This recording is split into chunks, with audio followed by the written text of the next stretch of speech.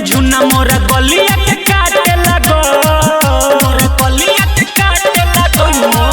ले ले उठावा पचुमा दब देले झुन झुना मोरा गलिया के काटे लगो। जब मारे लगेले लगातार सखी समान मोरा फाटे लगल। जब मारे लगेले लगातार सखी समान मोरा फाटे लगल।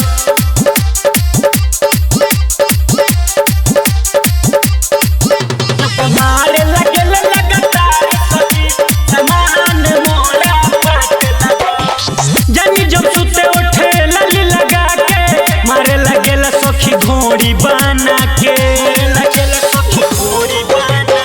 जानी जब सुते उठे लली लगा के मारे लगेला सखी घोड़ी बना के। बंद को के केवाड़ी खोल देला उ साड़ी मोरा ढोड़िया के चाटे लगो।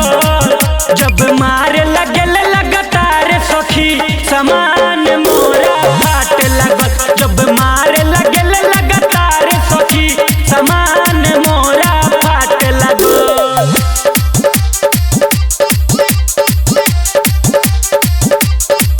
जब मारे लगेले लगातार सखी समान मोरा फाटे लगल। रजनी हमें सखी रे रोके प्रकाश राज रोज रोज ठोके, प्रकाश राज रोज रोज ठोके। रजनी हमें सखी रे रोके प्रकाश राज रोज रोज ठोके। नहीं थोड़ा देर रुके आइल रहे दारू पी के बोली बिगियो भी डांटे लगो। जब